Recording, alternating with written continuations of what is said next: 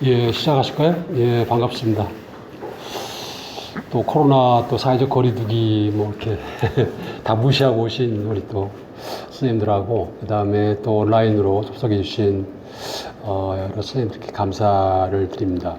시간이 좀 빠르죠. 뭐 벌써 제가 시작한 게 이제 2주 전인데 벌써 오늘 그 세 번째 시간입니다. 그래서 오늘 저희 마지막 그 이제 시간인데 뭐 기억을 좀뭐 돌아보는 차원에서 뭐 했던 얘기를 좀 정리를 해보게 되면 지금 저희들이 지금 뭐 철학 아카데미, 뭐 출판진흥원 주체로 인문 독서 아카데미를 좀 운영하고 있는데 다섯 선생님이 이제 수고를 해주시고 계시고요. 저는 네 번째로 지금 제가 뭐 투입이 됐는데 그 첫 시간에 제가 뭐 4번 타자 역할을 하겠다 이렇게 말씀을 드렸는데 모르겠습니다. 그래서 뭐 파울볼을 쳤는지 뭐 안타를 쳤는지 그래서 저희들이 이제 계획했던 게 뭐 워낙 그 사람들 사이의 관계, 인간들 사이의 관계가 복잡해지고 그래서 이제 나 너의 갈등이라고 하는 그런 문제, 그 다음에 이제 그런 갈등을 어떻게 극복하는가 할 수 있는가라고 하는 그런 문제. 그래서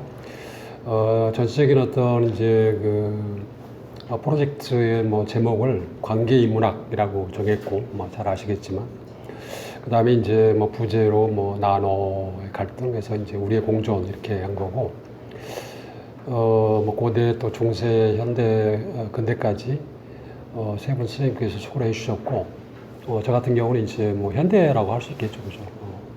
20세기 프랑스를 대표하는 이제 철학자, 작가, 뭐 참여 지식인 사르트르의 이제 그 사유를 가지고 이제 관계인문학에 어떻게 뭐 적용시켜 볼 수 있을까라고 하는 그런 이제 고민을 이제 해보자고 그랬었죠. 그래서 첫 주에는 이제 그 사르트르의 뭐 정기사상을 대표한다고 할 수 있겠죠.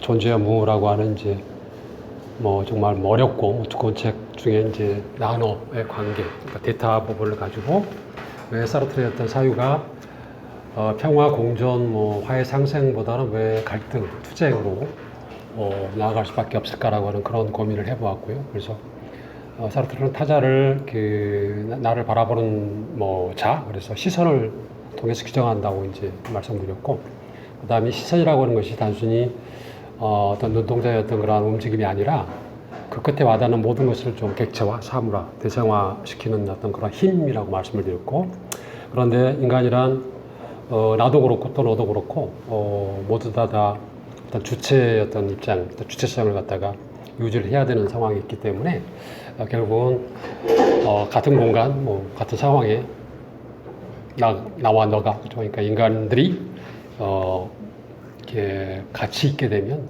어쩔 수 없이 그 사이에서 이제 어떤 시선의 투쟁, 그러니까 상대를 갖다가 객체로 뭐 이렇게 뭐 포획한다고 그럴까요? 막 그런 어떤 시도 이런 것들이 이제 이루어지고 그런 것이 이제 어떤 갈등 또는 투쟁으로 이제 나아간다라고 하는 그런 말씀드린 것 같고, 그 다음에 이제 두 번째 주에서는 이제 사르트르 사유가 이제 2차 대전을 계기로 약간 좀 이제 뭐 진화한다고 그럴까요? 어떤 그 변화를 가져오는데 변화의 어떤 핵심은 존재와 차원에서 이제 어떤 빠져있던 그 집단, 그 다음에 이제 공동체, 그 다음에 뭐 계급, 뭐 국가라고 할 수도 있겠지만 어떤 그런 어떤 집단에 관한 그런 논의, 그 다음에 사회적 측면하고 그 다음에 역사적 측면이 이제 빠져 있었는데 그런 것들을 이제 고려하는 차원에서 그렇다면 과연 집단의 일원으로서 인간, 또 집단끼리의 어떤 그런 관계, 그런 관계들 속에서도 여전히 이제 어떤 인간 관계 또는 인간들의 어떤 관계가 어떤 그런 갈등 투쟁일까라고 하는 건데 불행하게도 또 비극적이게도 사르트르는 그런 결론을 내리고 있다고 말씀드렸죠. 그래서 그 주된 이제 이유는 우리 어떤 인간의 삶이 이제 시작된다고 할까요? 그 삶이 펼쳐지는 영이 되는 어떤 그런 근본적인 조건이 이미 이제 그런 조건이라는 거죠. 그래서 뭐 우리가 태어나면서부터 접하게 되는 뭐 여러 조건들을 보게 되면 우선은 희소성, 그러니까 뭐 자원도 희소하고 뭐 시간도 그렇고 공간도 그렇고 뭐 그래서 희소성이라고 하는 문제가 있고, 또 하나는 이제 이 지구상에 뭐 적당한 인간들이 사는 게 아니라 많은, 그죠? 그러니까 다수의 어떤 인간들이 어떤 살아가는 건데, 그래서 그런 두 가지 조건이라고 하는 것이 근본적으로 우리 인간들의 어떤 삶을 갖다가 이제 에워싸고 있는 어떤 물질적인 조건, 환경 조건이 되는데, 그런 환경 조건에서 때로는 그런 환경 조건을 극복하는 그런 과정에서 때로는 인간들끼리 집단을 이뤄서 이렇게 하나가 되었다가 또 이게 이제 뭐죠? 뭐 그런 어떤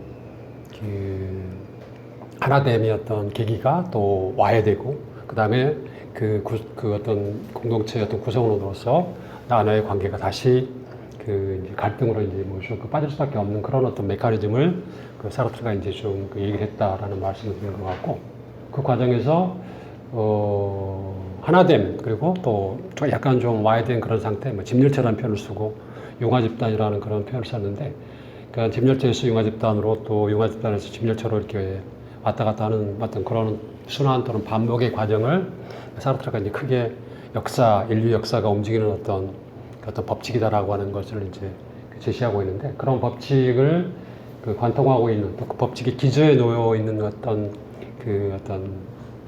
뭐 기제라고, 그러니까 어떤 메커니즘의 어떤 코어가 폭력이라고 이제 말씀을 드렸습니다. 그래서 프랑스 대혁명 같은 경우 이제 뭐 크게 보게 되면 귀족 계급과 이제 당시 부르주아 계급이겠죠. 그래서 당시에 지배 계급이었던 이제 귀족 계급들의 어떤 억압 폭력이 너무나 힘들어서 막 그런 어떤 삶을 갖다가 견딜 수 없는 그런 상태가 돼가지고 부르주아 계급이 결국은 이제 기존 폭력에 대한 어떤 대항 폭력, 그러니까 카운터 바이런스가 되겠죠. 그래서 꽁트르 비올랑스라고 하는 그런 개념을 통해서 혁명을 이제 혁명이 발발하게 됐다라고 하는 그런 말씀드리고, 혁명 발발 이후에 다시 이제 공동체를 효율적으로 운영하는 관리하는 그런 과정에서 다시 집열체를 특징 짓는 이타성, 그러니까 내 주위에 있는 사람들에게서 나와 똑같은 자기를 보는데 나와는 다른, 그러니까 뭔가 적대 관계에 있을 수밖에 없고 또 경쟁 관계에 있을 수밖에 없는 그런 이제 이타성을 가진 자기를 보기 때문에 다시 이제 집열체로 융화집단에서 넘어오고, 또 그게 문제가 되는 경우 다시 이제 융화집단으로 넘어갈 수 있다라고 하는 그런 말씀을 드린 것 같아요. 그래서 뭐 쉽게 좀 이제 설명을 드리기 위해서 2002년에 우리가 경험했던 이제 축구 응원단 레드 데블스라고 그럴까요? 그러니까 붉은 악마를 들었던 뭐 그런 기억이 있습니다. 그래서 이제 지난 시간 같은 경우에는 이제 사르트르가 나와의 어떤 그런 갈등을 극복하는 차원에서 폭력적인 어떤 방식, 그러니까 과격한 방식을 통해서 이제 어떤 그런 공동체 뭐 융화집단을 형성한 예를 이제 제시했다면, 오늘은 이제 그런 차원에서 약간 벗어나가지고 과연 사르트르가 꼭 그러니까 하나된 그러니까 융화집단 공동체를 갖다가 이제 형성 또 존속하는 그런 가운데 꼭 뭐 폭력적 과격한 그런 방식이 아닌 방식으로 그런 것들을 갖다가 좀 가능한 어떤 그런 지점이 또 수단 뭐 그런 형태가 있지 않을까라고 하는 그런 고민들을 좀 해보자라는 그런 차원에서 제가 오늘 이제 작가 독자의 공생을 위하여 그 다음에 사르트르와 바르티의 작가 독자론이라고 하는 그런 이제 제목을 붙여보았습니다. 제 기억이 정확하다면 그러니까 첫 주에 제가 이제 존재화물을 바탕으로 해서 나와 타자 사이의 관계를 이제 말씀드리면서 나와 타자 사이의 구체적 관계라고 하는 이제 그런 표현을 썼었어요. 그래서 타자가 나에 대해서 갖고 있는 존재론적 지위가 이중에 반대해야 되는 것이다. 즉 타자는 나의 이제 갈등, 뭐 싸움의 대상이기도 하지만 또 한편으로는 타자는 나의 어떤 존재의 어떤 비밀을 담고 있는 자이기 때문에, 그래서 내가 타자에 대해서 취하는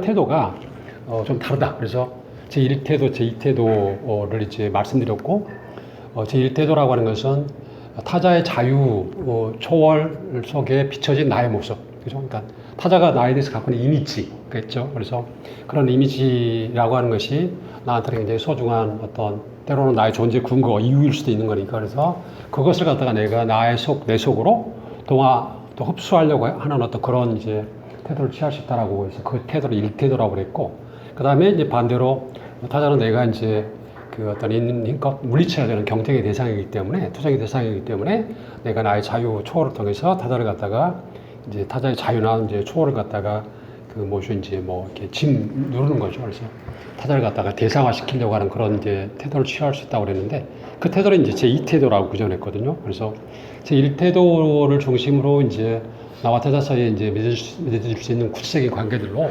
사랑하고 그 다음에 이제 그 언어하고 그 다음에 매저키즘을 이제 말씀을 드린 것 같아요. 그 다음에 제2태도 같은 경우에는 뭐 세디즘 뭐 그죠. 그 다음에 성적 욕망, 그 다음에 증오, 그 타자를 갖다가 이제 내가 정말 정말 부끄러운 어떤 나의 어떤 존재 비밀을 담고 있는 타자를 없애버리면 내가 좀 안심이 될까, 그러니까 안전한 상태에 될까, 그래서 타자를 죽여버리는 어떤 그런 시도를 이제 증오라고 그랬고, 그 다음에 무관심을 말씀드렸죠. 그렇죠? 그래서 증오 같은 경우는 이제 3태도라고 이제 사르트르가 이제 부르고 있다고 말씀드렸고, 그 다음에 이제 존재와 무에서는 뭐 나타나지 않지만 저 나름대로 이제 그 사르트르 전체 작품 또는 우리가 일상생활에서 이제 많이 접하게 되는 이제 어떤 그런 관계인데, 그 타자 앞에서 내가 벌이는 유의, 커뮤니티, 그죠? 그러니까 이렇게 이제 말씀을 드렸죠. 그래서 타자의 존재론적 힘이 아주 강한 경우에 내가 그 앞에서 타자가 나에 대해서 갖고 있는 어떤 이미지를 내가 이제 뭐죠? 쫓아간다 그럴까요? 그러니까 어떤 그런 가운데 내가 나의 어떤 뜻과는 다르게, 그죠?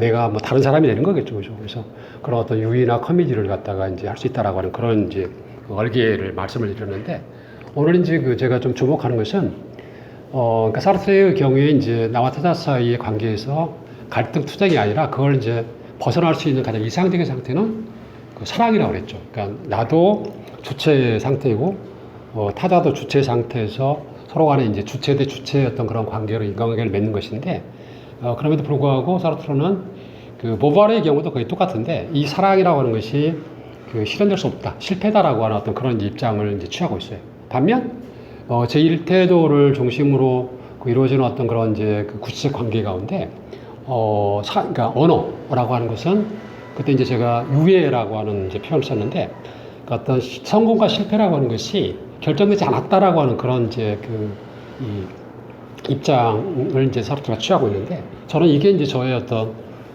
핵심입니다. 오늘 강의 핵심이고, 제가 이제 학위 논문에서도 이제 사르트르 폭력이라고 하는 주제로 이제 논문을 쓰면서 폭력으로부터 벗어날 수 있는 어떤 대안 이제를 제시를 하면서, 사르트르가 한편으로는 이제 폭력적인 방식으로 폭력을 극복하는 방식, 그런 식의 어떤 입장을 취한 반면, 또 다른 한편으로는, 그리고 어찌 보게 되면은 사르트르가 평생 동안 그러니까 폭력을 갖다가 폭력을 통해서 극복하는 방식과 비폭력적 방식을 통해서 극복하는 방식이 이제 뭐 기량한다고 그럴까요? 뭐 경쟁한다고 그럴까? 그런 입장이 있으면서 또 상호 보완적인 어떤 그런 입장인데, 그럼에도 불구하고 사르트르가 한때는 폭력을 통한 폭력의 어떤 제압 또는 극복을 지지하는 쪽이 있었어요, 그죠?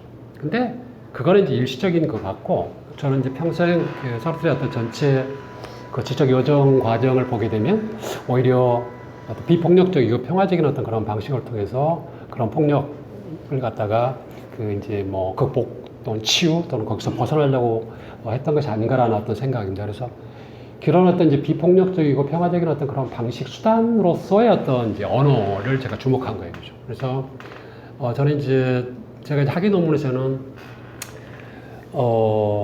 여기다는 이제 뭐 그런 표현을 거의 이제 쓰지 않았는데, 의사소통적 윤리 모델이라고 하는 이제 어떤 일종의 분석 틀이라고 그럴까요? 문제 틀을 제시를 했어요, 그죠? 그러니까 사실 이제 뭐 폭력이라는 주제가 사르트르에게서 워낙 중요한 주제였기 때문에, 그러니까 난어 갈등 이 문제가 워낙 중요한 어떤 주제였기 때문에 이미 뭐 연구자들에 의해서 연구가 많이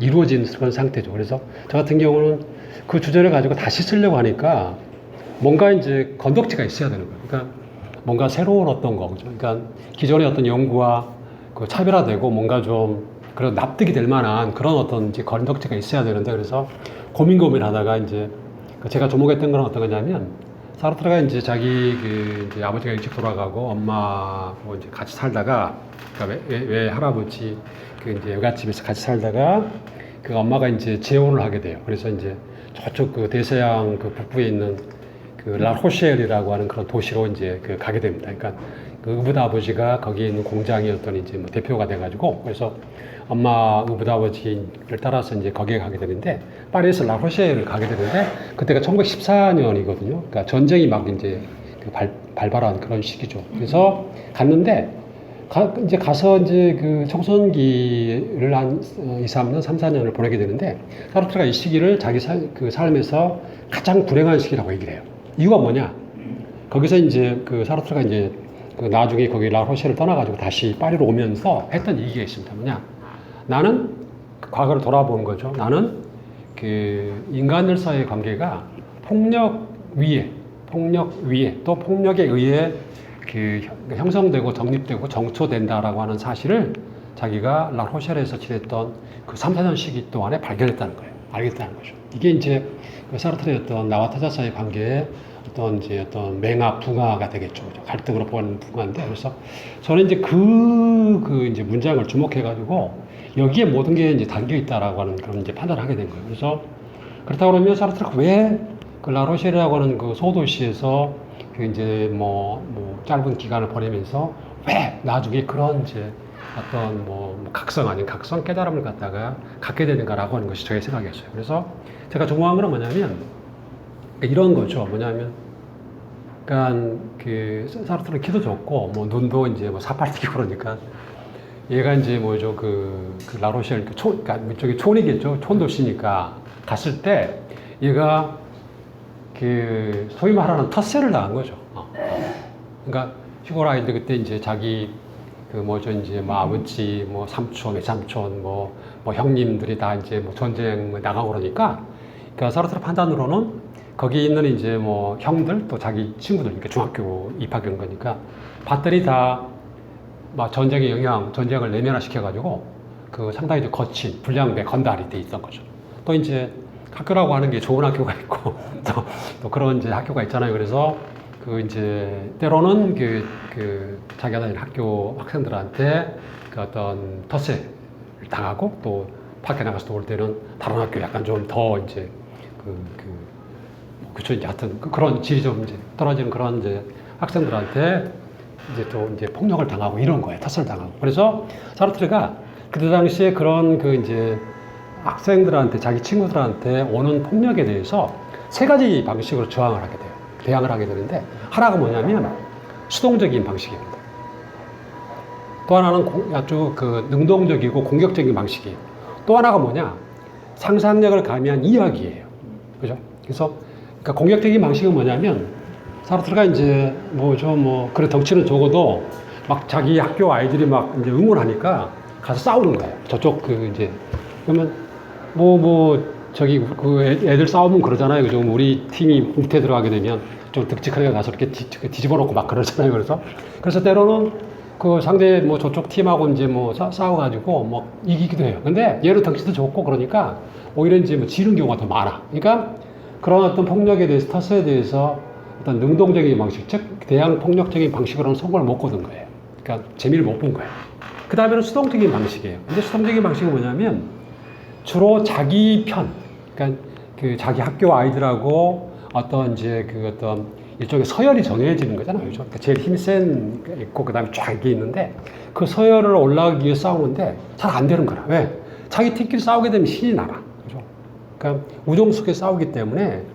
그래서 그 다음에 이제 자기 팀은 자기가 만약에 거기서 그들을 갖다 배신하고 막 그러게 되면 자기는 완전 외톨이가 되는 그런 상황이니까 그런 상황을 견딜 수가 없는 거예요. 왜냐하면 사르트르는 나에 관한 어떤 진리를 얻기 위해서는 내가 타자를 통과해야 되니까. 그러니까 타자는 나의 필수적인 조건이니까. 그래서 그런 그러니까 능동적인 방식도 별로 시동치 않고 그 다음에 수동적인 방식도 시동치 않은 거예요. 그래서 얘가 이제 고안해낸 게 뭐냐면 이야기예요.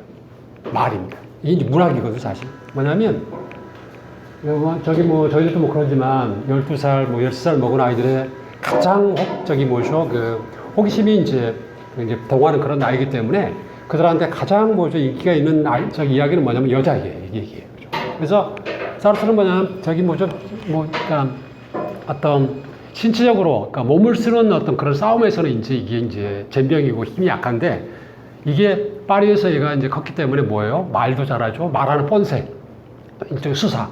그러니까 이 솜씨가 뛰어난 거야. 그래서 이제 뭐 이제 막 그 상상력을 가미해가지고 그 아이들을 이제 막 그 이제 호기심을 동하게 하기 위해서 얘가 막 이제 뭐 이제 MSG를 치는 거지. 그래서 뭐 나는 뭐 12살 먹었는데 뭐 벌써 뭐 여자하고 뭐 저기 가서 잤다 할지 뭐 이런 어떤 쓸데없는 얘기를 하는 거예요. 그죠?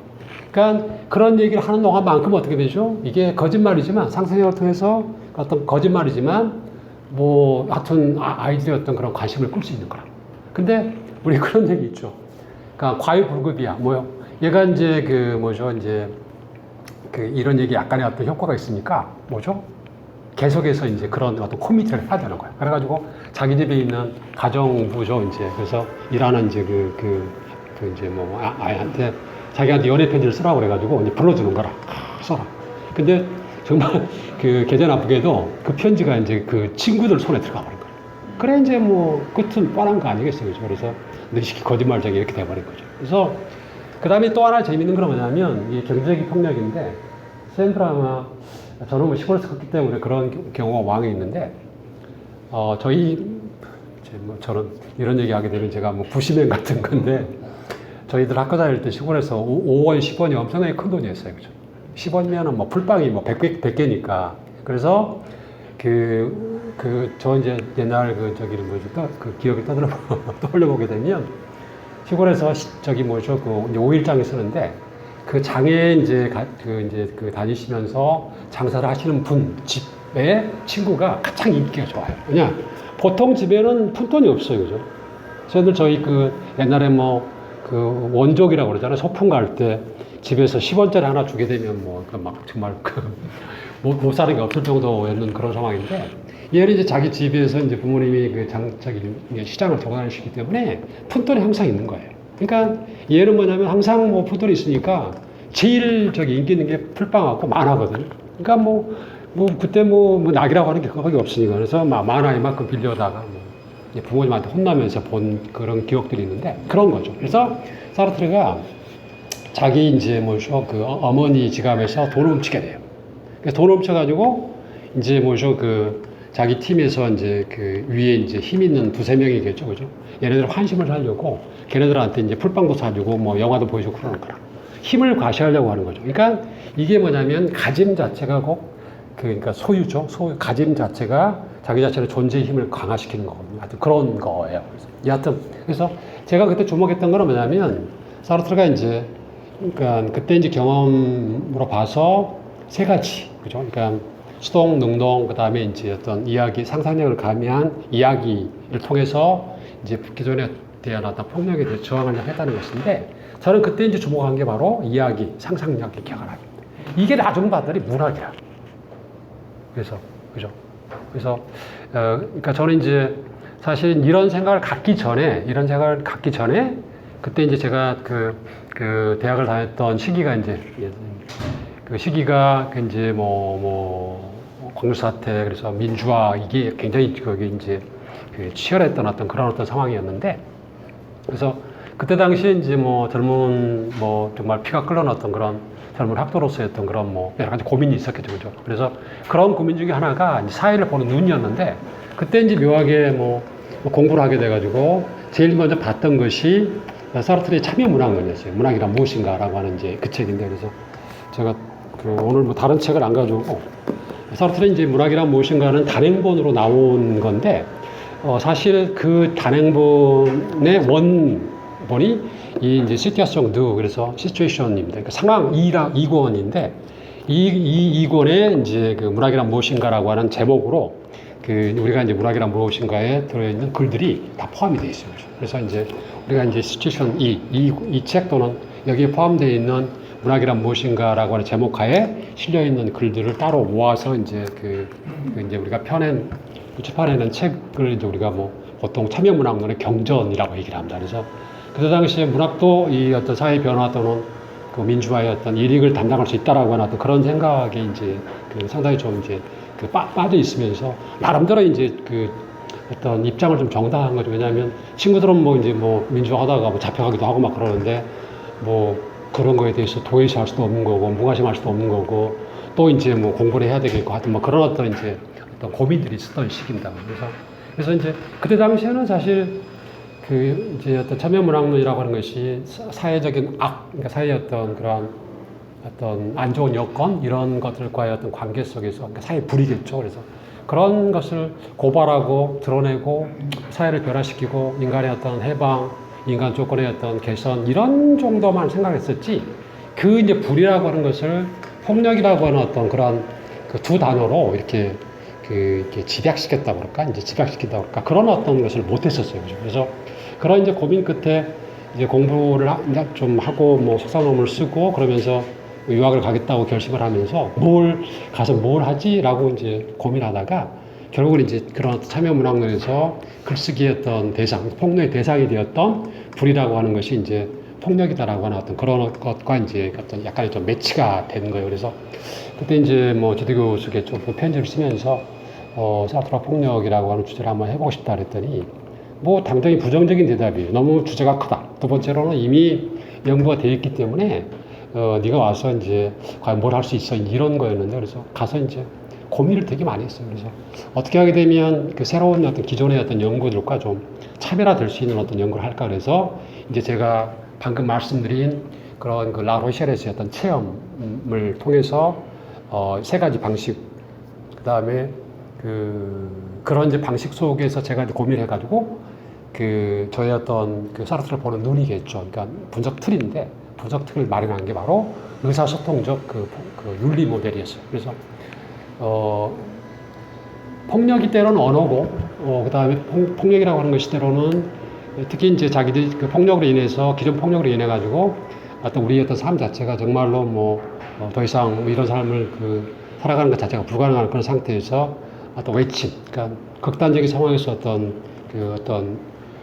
자기 자신, 나도 인간이다라고 하는 것을 외칠 수 있는 어떤 하나의 언어, 그래가지고, 폭력이라고 하는 것이 언어일 수도 있고, 그 다음에 이 언어라고 하는 것이 결국은 지향하는 지점은 뭐냐면, 인간이 인간다운 어떤 그런 삶을 사는 것이 아닌가, 그래가지고, 윤리라고 하는 거, 그 다음에 폭력, 그 다음에 그 언어, 이걸 갖다가 이제 엮어서, 이제 의사소통적 윤리 모델, 이렇게 제시를 하고, 이제 그때 이제 분석을 하게 된 겁니다.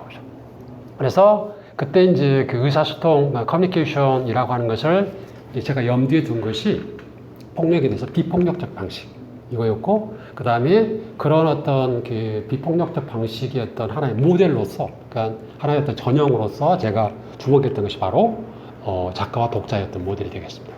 그러니까 그런 어떤 이제 전체적인 얼개 속에서 얘기가 되는 겁니다. 그래서, 저는 이제 그러니까 제가 주목했던 것은 이제 왜 사르트르가 존재함에서 언어라고 하는 개념을 이제 그러니까 구체적인 관계를 제시하면서 나와 타자 사이의 관계가 다 실패고 다 갈등으로 끝날 수밖에 없는데 왜 언어만큼은 사르트르가 유해라고 하는 이제 실패 그다음에 성공이 결정되지 않았는가라고 하는 그런 표현을 썼을까라고 하는 것이 저의 어떤 고민 어떤 거리였습니다. 그래서 그거를 갖다가 이제 풀어내는 방식 그리고 풀어내려고 했던 어떤 노력이 바로 이제 작가와 독자 사이의 어떤 그런 관계가 되겠습니다. 그래서 많은 사람들이 이제 그 문학이란 무엇인가라고 하는 그 사르트르의 어떤 그 책을 참여 문학론 경전 그래서 그렇게만 얘기를 하는데 저는 그 이제 문학론에서 제가 주목했던 문장은 딱 하나입니다. 오늘 이제 말씀 뭐 자세히 드리겠는데 어떤 거냐면 타자에 의한 그러니까 바이죠. 타자에 의한 그리고 타자를 위한 그러니까 포가 되겠습니다. 그러니까 타자에 의한 그리고 타자를 위한 예술만이 존재할 뿐이다라고 하는 한 문장이에요.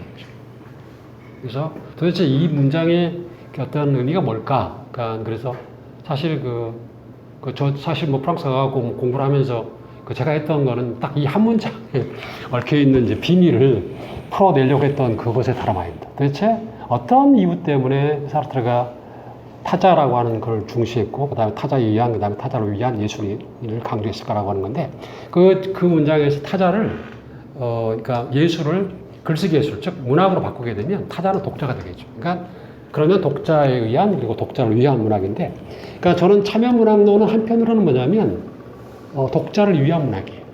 그죠?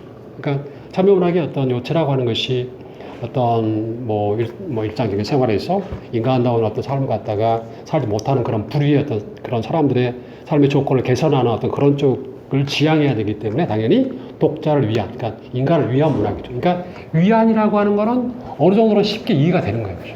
근데 도대체 왜 독자에 의한 그런 문학이라고 하는 그 전제 조건을 붙였을까라고 하는 것이 이제 제 어떤 고민거리였습니다. 그래서 오늘 이제 그 말씀을 좀 드리려고 하고, 그 다음에 이제 오늘은 사실 저는 좀 약간 좀 편한데 뭐냐면 앞에 이제 뭐 1주, 2주 때는 뭐 계신 김지승 선생님이 저 소개하실 때 그 철학 뭐 전공하지 않아서 좀 놀라셨다고 그러는데 저는 원래 이제 문학이 전공이기 때문에 문학적인 얘기를 하게 되면 되게 편해요. 그죠? 왜냐하면 뭐 철학 같은 경우는 상당히 좀 뭐 폭넓은 그런 지식, 그 다음 배경, 그 다음에 이제 정확한 어떤 이제 담론이나 이런 게 요구되는데 죄송합니다. 문학을 비하하는 게 아니라 문학은 상당히 좀 추상적이고 되게 좀 그 이연령, 비연령적인 얘기가 있어가지고 약간 좀 뭐 편한 게 있어요. 그런데 요새 이제 그 국내 이제 뭐 전 세계적인 경향인데 문학 연구의 동향이 자꾸 이제 순수문학적인 어떤 이론들을 가지고 문학을 이렇게 바라보는 어떤 그런 것보다는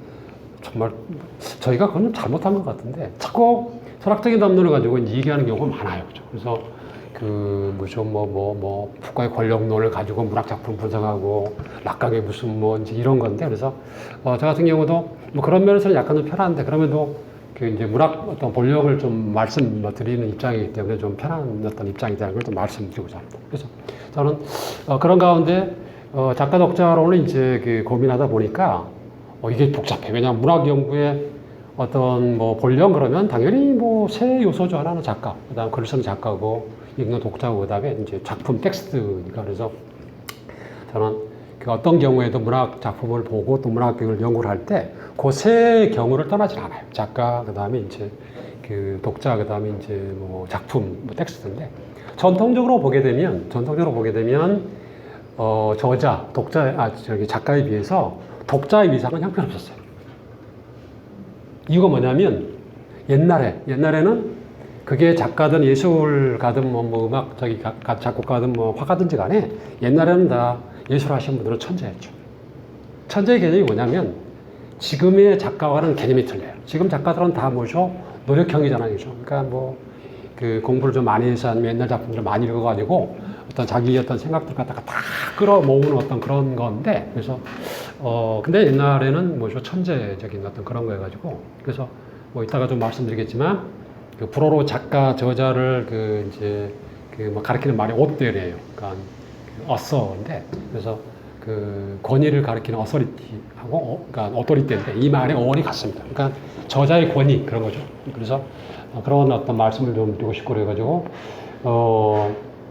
전통적으로는 이제 저자 중심, 작가 중심이었던 그런 어떤 이제 입장이었는데 이게 오면 올수록 작가의 어떤 저자의 죽음이 선언되고 그 다음에 이제 거기에 비해서 옛날에는 그 문학 연구의 어떤 그런 장에서 그 필드에서 좀 그 중요성이 떨어졌던 그 좀 경시당하고 무시당했던 독자의 위상이 부각되게 됩니다. 그래서 그 잘 아시다시피 바르트인데 홀랑 바르트인데 바르트 같은 경우에는 이제 제가 지금 다른 거는 뭐 안 가져오고 바르트 전집입니다. 이게 원래 좀 더 큰 판으로 5권으로 나와 있어요. 지금 이게 종이가 사전 종이여가지고 이게 지금 1000페이지가 넘은 건데 5권이면 5000페이지죠. 그래서 5권인데 좀 이렇게 조그만 이제 포켓판을 샀는데 68년하고 71년에 그 바르트가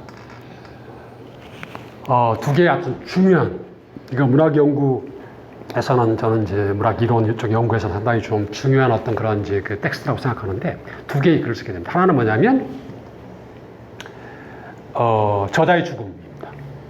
The Death of the Master 그러는데 저자의 죽음이라고 하는 글하고 그 다음에 작품에서 텍스트라고 하는 이제 글이에요. 그 두 글 보게 되면 뭐 몇 페이지 안 돼요. 하나는 뭐 7페이지, 뭐 10페이지 정도인데 이 두 글이 문학 그 연구에서는 상당히 중요한 어떤 글 중에 하나입니다. 그래서 이 두 글을 그 요약해서 말씀드리자면 이 글에서 이제 바르트가 3가지 선언을 하고 있어요. 하나는 뭐냐면 저자의 죽음의 선언이거든요. 두 번째로는 작품에서 텍스트로의 어떤 이행의 선언이 이루어지고 세 번째로는 뭐냐면 독자의 소생, 그죠? 그러니까 죽었던 독자.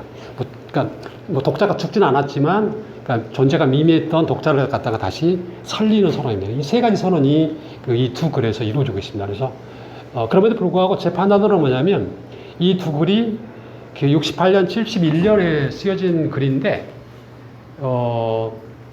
그럼에도 불구하고 이 글에서는 저자의 죽음을 바탕으로 해가지고, 저자의 죽음을 바탕으로 해서 독자의 소생, 그러니까 그 후네상스가 선언되고 있는데, 반면에 그 사르트르의 존재함이라고 하는 죄송합니다. 그 문학이란 무엇인가라고 하는 이 글은 1947년, 48년, 이때 46년, 47년, 48년 쓰여진 거예요. 그러니까 시차로 보게 되면 한 20년 뭐 정도, 20몇 년 정도 더 빨리 쓰여진 글인데, 그럼에도 불구하고 제 판단으로는 사르트르가 이제 먼저 쓰여진 글에서 저자 그러니까 작가와 독자 사이의 관계만 우리가 집중해 볼 때 저자도 살리고 독자도 살리는, 그죠?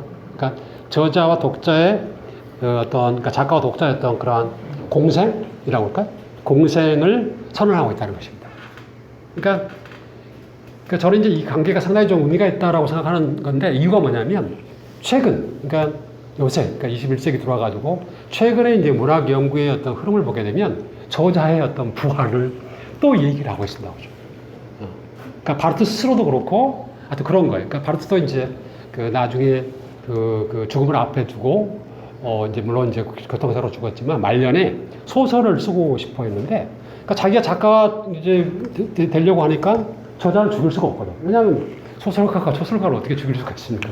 그러니까 그런 어떤 변화가 이루어지고, 하여튼 뭐 그런 영향, 저런 영향 때문에 저자라고 하는 것을 죽이는 거는 문제가 있다라고 하는 어떤 그런 것 때문에 과거의 어떤 그런 이론들이, 그죠? 그러니까 저자의 죽음, 그 다음에 저자의 어떤 권위가 정말 높았을 어떤 그런 당시, 그 다음에 독자의 어떤 그러한 위상의 변화, 이런 것들을 종합해가지고 작가와 독자의 어떤 공생, 상생이 다시 얘기가 되고 있는 거예요. 그러니까 그런 관점에서 보게 되면은 저는, 바르트의 어떤 생각도 굉장히 어떤 전위적이고, 굉장히 당시로 보게 되면 그죠?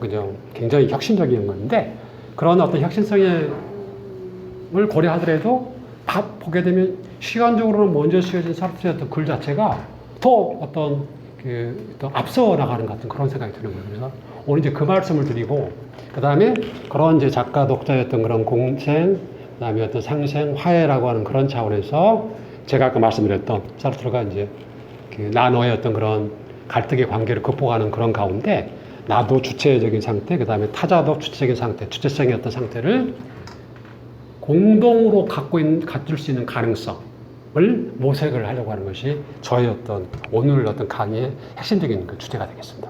그래서 간단하게 그냥 말씀을 드리겠습니다. 바르트는 이제 1915년에 태어나서 1980년에 죽었습니다. 그래서 바르트는 생물연대를 보게 되면 사르트르보다는 10년 후에 태어났고, 그 다음에 80년에 이제 사르트르랑 같은 해에 죽었어요. 그러니까 물론 이제 사르트르는 지병으로 죽었고, 그러니까 사르트르는 지병으로 죽었고, 바르트는 뭐 교통사고로 죽었기 때문에, 그래서 그때 당시에 바르트가 교통사고를 당한 이후에 병원에 입원해가지고 치료를 더 했으면은 살 수도 있었다고 그래요. 그런데 하여튼 자기 스스로가 거의 이제 생명을 갖다 포기한 그런 입장이라고 하는데, 하여튼 그 죽음을 두고 설왕설래가 있지만 하여튼 그런 어떤 이제 배경이 있다는 걸 말씀드리고요. 그 다음에 바르트가 사르트르의 영향을 굉장히 많이 받았어요. 처음에는 문학의 사회적 기능이랄지 이런 것을 사르트르식으로 얘기를 하다가 나중에 하게 되면 바뀌게 돼요.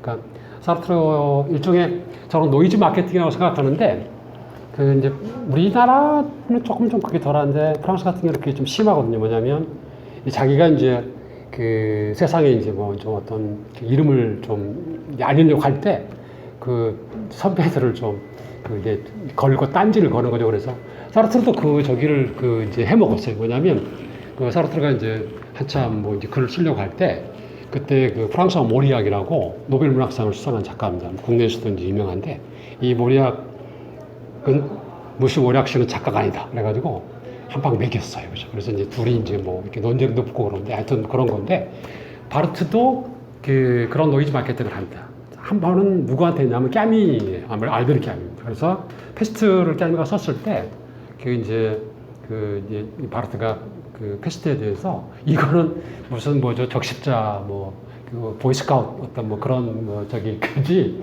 그 아무런 의미가 없다 이렇게 이제 얘기를 한 거고 그 다음에 또 저기 뭐죠 바르트가 사르트르한테도 딴지를 걸었어요. 그게 뭐냐면 문학이란 무엇인가에 대해서 딴지를 건 겁니다. 그래서 바르트 이제 그 바르트가 참여했던 칼라키움에서 여러 학자들이 얘기를 하면서 그 바르트가 이제 작가를 두 개로 구분합니다. 하나는 뭐냐면 두 종류로 구분하는데 하나는 에크리뱅이 선생님 잘 아시겠네요. 그 작가예요, 작가. 그러니까 불어로 에크리를 하게 되면 쓰다인데 그 거기서 이제 명사로서 에크리뱅 하게 되면 라이터 그래서 작가고 그다음에 또 하나 이제 그 단어에서 또 하나의 파생어를 이제 제시를 하는데 그게 뭐냐면 에크리방이에요, 에크리방. 그래서 에크리방 하게 되면 뭐냐면 그 에크리르 동사 현재 분사형인데 이거는 뭐냐면 우리가 보통 그 지식서사라고 번역을 해요, 지식서사. 그러니까 저는 이제 이걸 어떻게 이해하냐면 선생님들 저는 이제 글재주라고 하는 게 좀 있는 것 같아요. 타고난 재주가 있는 것 같은데 제가 그걸 느끼는 게 어떤 거냐면 저희들이 신문제 기사를 볼 때 가끔 그 작가들이 칼럼 같은 걸 쓰는 경우가 있어요. 근데 그 글을 보게 되면 죄송합니다. 기자분들 죄송한데 그 기자분들이 쓰는 거라고는 질적으로 틀려요. 그런 거. 그러니까 이제 바르트가 생각할 때 그 저기 뭐죠 지식서사는 뭐냐면 죄송합니다. 그런 표현을 써서 글 나쁘게를 쓰는 작가예요. 그러니까 사르트르처럼 그 글을 통해서 뭐 사회 악을 고발하고 사회 폭력을 고발하고 드러내고 뭐 이런 거 그런 거는 바르트 저기 생각으로는 진짜 문학이 아닌 거죠. 그렇죠? 그러니까 질적으로 봐가지고 감동을 주고 정말 멋있는 그런 글이 아닌 거예요. 문학이 아닌 거죠. 그러니까 그런 글을 쓰는 사람은 그냥 뭐 글 나부르기를 쓰는 사람 그래서 에크리방에서 지식서사라는 표현을 쓰고 진짜 글 그러니까 진짜 문학다운 저기 작품을 쓰는 작가를 이제 에크리뱅이라고 그러는데 요거는 이제 사실 사르트르가 문학이란 무엇인가에서 어느 정도 구분한 거예요. 뭐냐 여기서 이제 사르트르가 이제 산문가하고 그 시를 구분합니다. 그래서 그 이제 참여문학론의 대상이 되는 것은 산문이에요.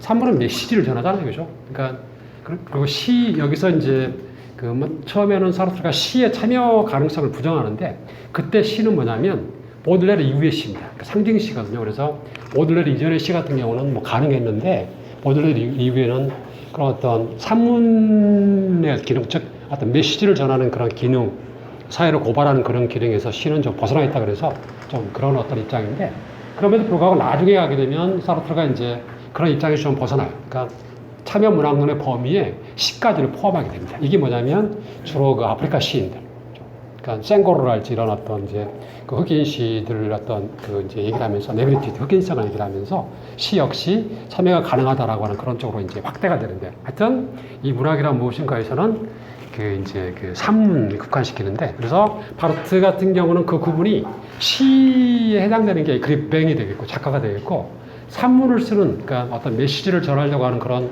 그 이제 저기 뭐죠 그런 글을 쓰는 작가를 에크리뱅이라고 해가지고 그러니까 바르트가 그 사르트르한테도 이제 딴지를 걸면서 도의지 받게도록 하는 거예요. 하여튼 그렇습니다. 그래서 처음에는 이제 이제 그런 입장이 있다가 바르트 입장이 조금 좀 달라지게 됩니다. 그 계기가 바로 구도주의 영향이고 이제 기호학의 어떤 그런 영향 속에서 이제 바르트가 자기 입장을 좀 달리하면서 제일 먼저 그 공격을 한 게 바로 저자 개념에 대한 공격이 되겠습니다. 그래서 저자의 죽음이라고 하는 글의 배경이 그렇고, 그 다음에 저자의 어떤 그런 죽음을 선언하다 보니까 작품이라고 하는 개념, 그러니까 웍스, 그러니까 불어 웨어프인데, 웨어프라고 하는 이 개념을 갖다가 해체할 필요가 있고, 그 개념을 텍스트라는 개념으로 대신할 필요성을 느끼게 된 겁니다. 그래서 제가 이거는 이제 간단하게 말씀드릴게요. 그러니까 전통적인 문학에 따르면, 그 전통적인 어떤 문학 이론, 비평 이론에 따르면 작품, 그러니까 우리가 이제 뭐 예를 들어서 이게 뭐 소설이라고 그런다 그러면 이 작품의 어떤 의미를 이제 파악하고 우리가 이제 그러니까 끌어내는 그런 과정에서 최종의 어떤 판단 기준이 저자한테 있어요. 그죠? 선생님들 뭐 가끔 뭐 그런 말씀들 하시죠? 저자 직강. 그죠? 우리가 얘네들 학원 다닐 때 저자 직강인데. 그러니까 뭐 홍성대 수학이 정상하게 되면 YMCA 학원에서 홍성대가 선생이 그러니까 자기가 물론 뭐 일본 책을 베꼈지만 자기가 강의를 한 게 으뜸이에요. 저자 직강이죠. 그러니까 이 개념이 어디서 나왔냐면 천재 개념에서 나온 거예요. 아까 제가 말씀드렸잖아요. 그러니까 천재는 어떤 거냐면 우리가 예술의 신이 있다고 그러죠. 뮤즈들이 있죠. 그래서 뭐 13개야, 9개 하여튼 신이 있는데 천재는 뭐냐면 뮤즈의 그러니까 예술의 신들의 소리를 듣는 거예요. 그러니까 우리가 영감을 얻는다고 그러죠. 그러니까 인스피레이션이잖아요. 그러니까 보통 앵스피라션 그러는데 스피레이션 이게 이제 뭐냐면 공기가 뭐 통하는 그런 건데 이남은 불어넣는 거잖아요. 그러니까 우리가 천재 그러면 그러니까 어느 날 뭐가 뭐 이렇게 떠올라 세상에 떠올라 뭐 뭔가 소리가 들려 색이 보여 그러면 가만히 있어도 움직이는 거죠. 이게 천재. 그러니까 영감을 얻는 거거든요. 그래서 그런 어떤 상태이기 때문에 무에서 유를 창조하는 거죠. 우리가 어떤 엑스 니올라 그러니까 니일러라고 그러는데 무로부터 그러니까 예술의 신의 소리를 들어서 이걸 창조하는 거기 때문에 아무것도 없는 상태, 무로부터의 유가 창조가 되는 거예요. 이게 바로 전통적인 어떤 저자관의 핵심이 되겠습니다. 따라서, 그러니까 그렇게 해서 나온 작품, 이게 작품인데 그 작품을 해석, 뭐 비평하는 어떤 그런 모든 어떤 그런 것이 그 이제 그 독자들이 읽고 그 작품의 의미가 뭐냐라고 그랬을 때 그걸 갖다가 그 의미가 그러니까 그들이 독자들이 비평가들이 끌어낸 의미가 파악한 의미가 옳으냐 그러냐 잘 되느냐 잘 못 되느냐라고 하는 그것을 판가름할 수 있는 기준의 최후의 판단 기준이 누구한테 있냐면 저자한테 있는 거죠. 그러니까 저자는 다 아니까 이런 거예요. 그래서 그런 입장에 있는 것이 바로 이제 그 바르트가 생각했던 전통적인 저자입니다. 그죠? 근데 바르트 생각은 그렇지 않다는 거죠. 그래서 그런 식의 어떤 그 입장을 그 이제 생각하시면 되겠고요. 그래서 그 저자의 의도, 속내 이야기, 그 다음에 어떤 저자의 내면성, 그 다음에 저자의 어떤 그런 정신을 작품 속에 그러니까 투사를 했기 때문에 그걸 갖다가 그러니까 일종의 작품이 나의 또 다른 나죠. 분신인 거죠. 그러니까 나를 나보다 더 잘하는 나. 물론 정신 분석이라 할지 이런 이론을 들이대게 되면 이거는 완전히 뭐 전혀 다른 길로 가버리는 거니까. 그러니까 내가 나를 제일 잘 알고 내가 작품에 나를 투사했기 때문에 나를 나보다 잘하는 사람이 누가 있어? 라고 하는 그런 차원에서 그 작품을 내가 제일 잘 그죠? 해독을 할 수 있고 잘 아는 어떤 그런 입장이 있다고 볼 수가 있습니다. 그죠? 그러니까 절대적인 어떤 그런 권위를 행사하는 것이죠. 그죠? 그래서 선생님들 뭐 제가 잘 들은 예가 그건데 천재 그러면 우리가 영화 아마데우스를 생각하시게 되면 아주 쉽게 이해가 됩니다. 그러니까 그 나오는 주인공이 이제 그 모차르트하고 이제 살리에르인데 그 영화에서는 이제 핵심적인 대목이 그거라고 생각하거든요. 뭐냐면 살리에르가 그 중간쯤에 돼가지고 십자가를 북석에 던져버리죠. 이유가 뭐예요? 그러니까 왜 그런 얘기겠죠. 왜 하나님 이 세상에 저 같은 천재, 그러니까 살리에르도 천재니까 저 같은 천재를 태어나게 하시고 저보다 더 나은 천재를 태어나게 하셨습니까? 라고 하는 그런 쪽이 되겠죠. 왜냐하면 모차르트는 그러니까 살리에르가 봤더니 자기가 보기에는 도저히 넘사벽이죠, 그죠? 그러니까 넘어설 수 없는 어떤 그런 거고 자기도 작곡을 하는데 자기 거는 그러니까 천재라고 하는 개념은 이제 그래서 그러니까 보통 이제 저희들 하는 얘기가 저는 이제 그 들려주셨던 그런 감각론도 사실 여기서 이제 저는 그 예술론도 여기서 좀 그러는데 놀러지가 보통 그런 얘기를 하죠. 바깥에서 어떤 사인이 있다는 거거든요. 그죠? 그러니까 바깥에서 뭔가 그러니까 나를 자극하는 나의 어떤 감각을 자극하는 뭔가가 있다는 거죠. 그 사인이 올 때 저 같은 사람은 평범하니까 못 느끼는 거예요. 그러니까 저는 뭐 색깔에 관한 감각도 어떤 음감도 뭐 이렇게 어떤 문학적인 어떤 소질도 없기 때문에 바깥에서 그런 자극들이 나한테 오는데 그게 나는 그냥 다 통과해. 그죠? 다 통과합니다. 근데 이제 정말 그러니까 예민한 센서죠. 그러니까 그죠? 그러니까 조그마한 자극에도 반응하는 이제 센서를 갖고 있는 사람들이 그런 예술가 천재들 아니에요. 그러니까 그런 사람들은 어느 날 갑자기 그러니까 옛날에 이제 고등학교 다닐 때 그런 거거든요. 친구들을 보게 되면 친구 중에 글 잘 쓰는 놈이랄지 뭐 그림 잘 그리는 놈 있잖아요. 음악하는 놈. 야, 갑작스럽게 야, 가만히 있어. 야야, 종이 이런 거예요. 그러니까 그러니까 바깥에서 오는 어떤 자극에 비해 있는데 저는 그냥 다 통과. 그러니까 저는 뭐 센서가 망가지고 예민하지 않으니까 반응을 못 하는데 그 사람들은 그냥 이런 거예요. 이게 이제 제가 보기에는 그 늘려주셨던 그 예술론의 핵심이라고 생각하거든요. 그 다음에 멜로뽕도 그렇고 하여튼 그래서 제가 이제 이런 말씀 드려서는 안 되겠는데 그 예술가들이 가끔 그 자기들의 감각판을 끌어올리기 위해서 감각의 정도를 센서의 정도를 끌어올리기 위해서 하는 게 뭐예요? 마약입니다. 마약. 그러니까 제가 우리 이선생은 잘 알까? 타짜라는 영화를 보게 되면 일부에서 보게 되면 이제 놀이를 하다가 사람들이 기운이 떨어질 때쯤 되게 되면 마시는 게 뭐예요? 커피예요. 그죠? 왜? 정신. 감각을 높이는 거잖아요. 그죠? 그 다음에 이제 뭐 이렇게 뭐라도 하나 맞게 되면 그냥 자기 자신 몸에 있는 감각반이 쫙 열려가지고, 그러니까 쪽파는 소리, 뭐 이런 거에 민감하니까 이런 거죠. 근데 문제는 뭐냐면 그 감각판을 열기 위해서는 내 몸에 있는 에너지가 막 다 동원돼야 되는데, 약 기운이 출동한 만큼은 그게 되는데, 이게 떨어지게 되면, 그 다음에 이제 문제는 뭐냐면 한 번 그 경험한 거는 의미가 없잖아요. 그러니까 그 다음에는 더 강한 어떤 이제 그런 이제 그 분량 양을 그 요구하기 때문에 중독이 되는 겁니다. 그러니까 안 되겠죠. 여하튼 그런 것들을 생각하시게 되면 바르트가 이제 비판하고자 했던 전통적인 저자관을 우리가 알 수가 있습니다. 그런 쪽이에요. 그 다음에 따라서 이런 입장 보게 되면 그 작품은 저자 입장에서는 자기 아들이잖아요. 그죠? 그러니까 자기는 아버지가 아들이고, 따라서 아들의 모든 것이 다 어떤 아버지의 어떤 권위에 종속되는 것처럼 그 작품을 읽는 독자들의 모든 해석은 다 뭐죠? 저자에 의해서 다 이게 어떤 위계 질서를 매겨줄 수 있으니까 잘 됐어, 안 못했어. 그러니까 일종의 저자가 자기 자신의 작품에 대해서 해석하는 건 무조건 100점이고, 그 다음에 나머지 그 뭐죠? 이제 그 독자들, 비평가들 하는 해석은 뭐냐면 다 그건 50점이야. 너 80점이야. 그건 99점이네. 다 이런 식이죠. 100점은 나올 수가 없는 그런 상태예요. 그러니까 항상 뭐냐면 저자가 자기 자신의 작품에 대한 해석에서 본의가 있는 거죠. 그런 쪽입니다. 그런데 바르트가 이걸 해체하게 됩니다. 그러니까 우리가 이제 보통 그 데리다의 해체, 그래서 그 이제 그 뭐죠? 서구의 어떤 주체의 죽음, 뭐 이게 철학에서 어떤 얘기는 인간의 죽음인데, 저는 바르트의 저자의 죽음이라고 하는 것이 문학 이론 또는 문학 비평에서 이루어진 인간의 죽음에 대한 선언이라고 생각해요. 주체의 죽음이라고 생각합니다. 그러니까 저자가 그처럼 강력한 어떤 의상을 갖고 있었는데, 바르트가 보니까 그게 아니라는 것입니다. 왜? 그러니까 옛날에는 뭐냐면 저자들 또는 예술가들 다 천재로 인정했고, 그들의 어떤 창작의 비밀의 공간을 우리가 보지 못했죠. 근데 바르트는 아니야. 그러니까 그 비밀의 공간을 열어보게 된 거죠. 너 글 쓰면서 뭐 했지? 봤더니 그러니까 타자들의 목소리를 다 끌어모으는 자. 그 바로 브리콜레를 그러거든요. 이거는 이제 그 레비스트로스가 쓴 말인데, 브리콜레를 뭐냐? 다 끌어모으는 자입니다. 그러니까 너 옛날에 작품 많이 읽었잖아. 너 뭐 중학교 때, 고등학교 때 많이 읽었잖아. 그게 그 국내 유명한 작가 중에 장정일 씨 계시죠? 장정일 그 양반 그 수기를 보게 되면 옛날에 이제 자기가 이제 자기 집에서, 죄송합니다. 자기가 이제 한 얘기니까. 자기 아버지가 굉장히 무서웠대요.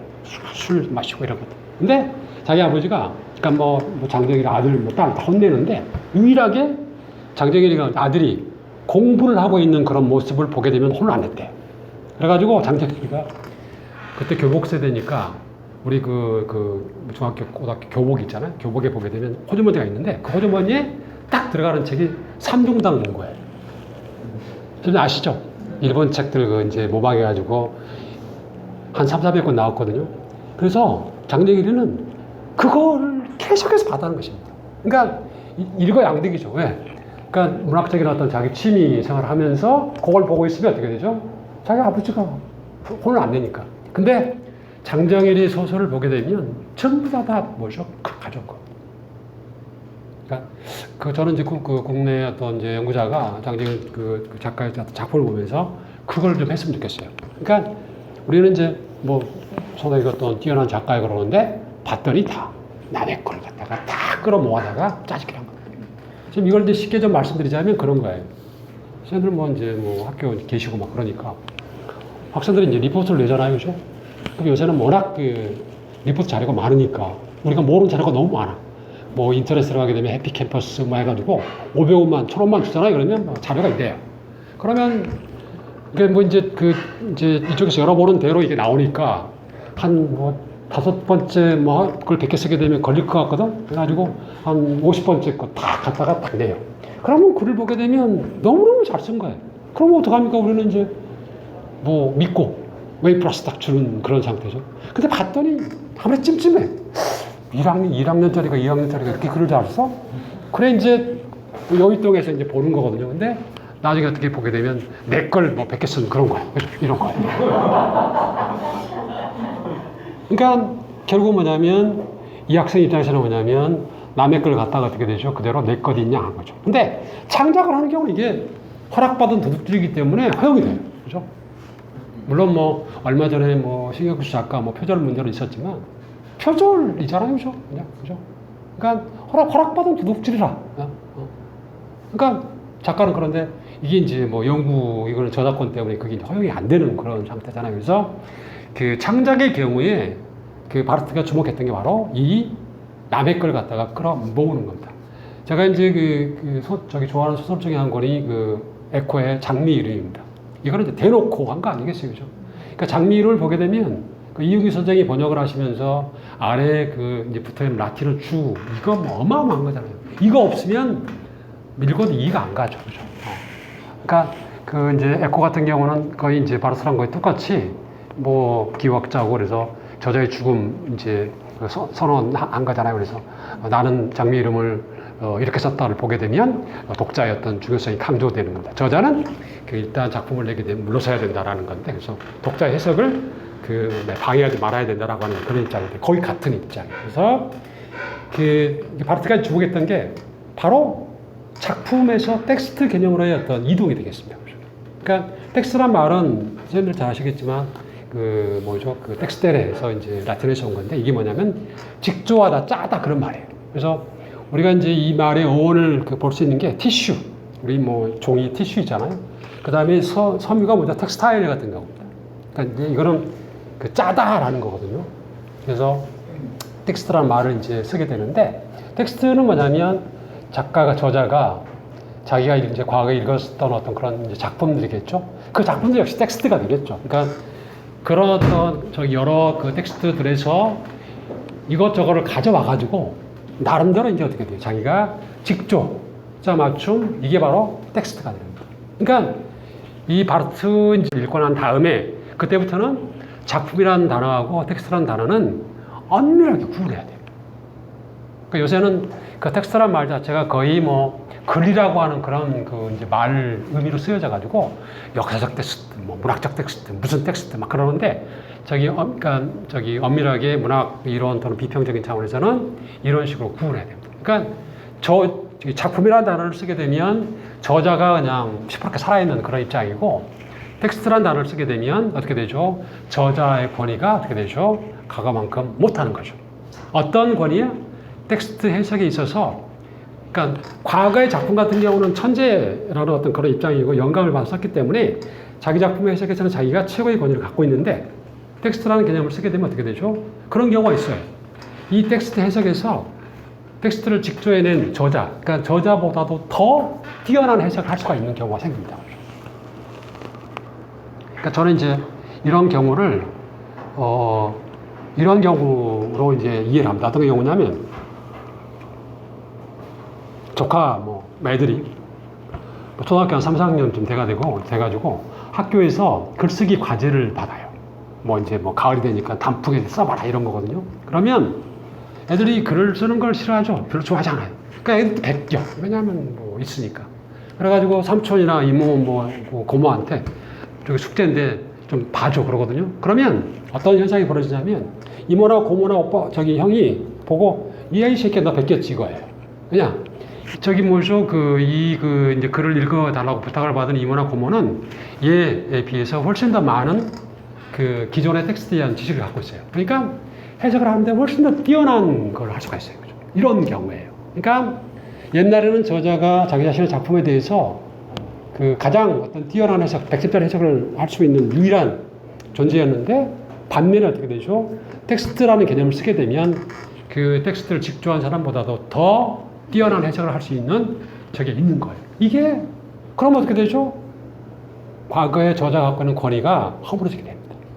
해체가 되게 돼요. 이게 바로 저자의 죽음입니다. 그러니까 저자의 죽음 그러니까 저자를 무슨 저작거리에 내세워가지고 목을 이게 아니라 자기 자신의 작품, 텍스트에 대한 해석의 어떤 입장에서 저자의 권위가 박탈된다는 그런 의미에서 저자의 죽음이 되겠습니다.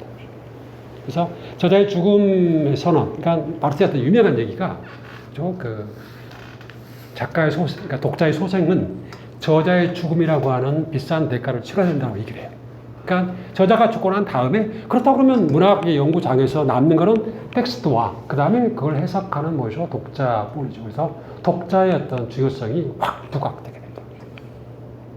그렇다고 해서 아까 말씀드린 것처럼 독자가 없었느냐? 그건 아니고 문학 연구의 장에서 저자의 존재에 비해서 권위에 비해서 독자의 어떤 그런 권위는 형편없었죠. 낮았었는데 지금 바르트는 어떻게 되죠? 저자의 죽음에 대한 선언과 작품에서 그 텍스트로의 어떤 선언, 이 두 선언의 바탕 위에서 뭐죠? 독자의 소생의 선언을 하고 있습니다. 그래서 그때부터는 어떻게 되냐면 텍스트라고 하는 것은 생산의 대상이고 그런 텍스트 생산에 능동적이고 적극적으로 가담하는 어떤 그런 독자, 그러니까 해석의 주체가 되겠죠. 그렇죠? 그리고 그 독자의 어떤 그런 그 새로 태어난 독자겠죠. 소생한 독자 같은 경우는 텍스트 해석에서 자유예요. 자유입니다. 100% 자유입니다. 그러니까 그전에는 내 해석이 작가의 어떤 그런 그 어떤 기준의 의미, 그 투사한 어떤 내면성, 그런 것에 비춰봐가지고, 의도에 비춰봐가지고, 우리가 그런 의도를 인텐션 또는 그 맨스 아웃도리스를 해가지고 저자의 의도 그러는데, 그때 맨스는 뭐냐면 멘탈이에요, 멘탈. 그죠? 우리가 멘탈 나간다 그럴 때 멘탈인데, 그러니까 그 저자의 어떤 그런 정신인데, 그런 것에 비춰봐가지고 잘 됐어, 못 됐어를 가늠하는데, 그게 없으니까, 그러니까 저자의 죽음에 의해서 이게 없으니까, 결국은 뭐죠? 독자의 자유밖에 없는 거죠. 그래서 해석의 자유고. 다만, 이때 문제는 뭐냐면, 독자의 해석이 잘 됐는지 잘못되는지를 가늠할 수 있는 기준이 없어요. 그죠? 그러니까, 그렇게 비유를 하자면, 우리가 이제 망망대해에서, 그 살아있는 경우는 뭐죠? 이제 북극성을 보고 가는 경우면 안심을 하고 가는데 없어 이게. 그러면 어떻게 되죠? 바다에서 자유롭게 가긴 하지만 어떻게 되죠? 배가 자유롭게 가긴 하지만 불안한 거죠. 그런 상태에 있는 것이 바로 바르트 이후의 어떤 작가, 저자, 그다음에 그 독자의 어떤 그런 관계가 되겠습니다. 뭐 그런 것이 이제 바르트의 어떤 입장인데 이게 바로 68년 그다음에 71년에 그 썼던 두 글에서 내세웠던 그런 거고, 그럼에도 불구하고 바르트가 이제 거의 뭐 죽음을 앞두고 78년 79년 80년 이때 이제 비타노바라고 하는, 그러니까 새로운 생이라고 하는 이제 어떤 그런 제목으로 자기가 소설을 쓰려고 하고 이제 강의를 준비를 했는데, 이때 오게 되면 이제 자기가 저자 작가의 입장이 있기 때문에 자기 입장이 좀 달라진다는 그런 말씀을 드리고 싶습니다. 좀 쉬었다 하실까요? 예.